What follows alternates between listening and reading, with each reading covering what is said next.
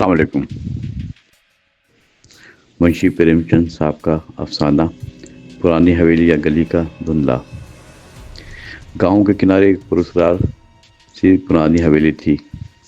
اس کے گرد جھاڑ جھنکار اور سوکھے درخت کا جال تھا۔ دیواروں میں کائی جمی ہوئی تھی، رنگ اکھڑ چکا تھا، کھڑکیاں ٹوٹی ہوئی، دروازہ آدھا لٹکا ہوا تھا۔ گاؤں والے کہتے تھے یہاں کوئی روح بسی ہوئی ہے۔ رات کو وہاں سے چراغوں کی مدھم روشنی جھلملاتی ہے اور گلی کے موڑ پہ ایک دھندلا سا سایہ چلتا ہے۔ بچے اس طرف کھیلنے کی ہمت نہیں رکھتے تھے، بوڑھے بھی شام ڈھلے اس گلی میں نہیں جاتے تھے۔ کہا جاتا ہے کہ حویلی میں کئی سال پہلے قتل ہوا۔ کریم نام کا ایک نوجوان گاؤں میں اپنی جرات کے لیے مشہور تھا۔ اسے ان کہانی پر زیادہ یقین نہیں آتا تھا۔ ایک شام وہ چکی سے آٹا لے کر واپس آ رہا تھا۔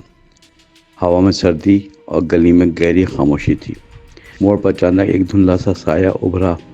سامنے کریم کے قدم دمے بھر رکے، مگر وہ آگے بڑھا۔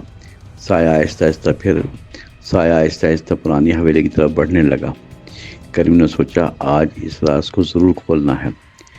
وہ دبے قدموں اس سائے کے پیچھے چلنے لگا۔ حویلی کا دروازہ چرچراتا ہوا کھلا اور سایہ اندر گیا۔ کریم نے اندر جھانکا۔ اندھیرا اور بوسیدگی کا منظر تھا۔ زینے پر ٹوٹی لکڑیاں، ہر طرف مکڑی کے جالے تھے۔ اوپر کی منزل سے مدھم روشنی کی جھلک دکھائی دی۔ کریم دھیرے دھیرے زینے پر چڑھ کر کمرے کی طرف گیا۔ کمرے میں ایک بوڑھا شخص کتاب پڑھنے میں مصروف تھا۔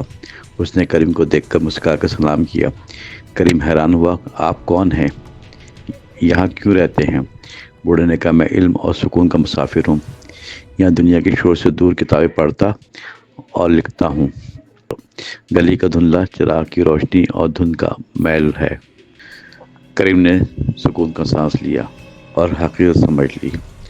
اس نے گاؤں والوں کو سچ بتایا اور خوف دور کیا۔ جلد ہی لوگ حویلی میں آ کر بوڑھے سے ملنے لگے۔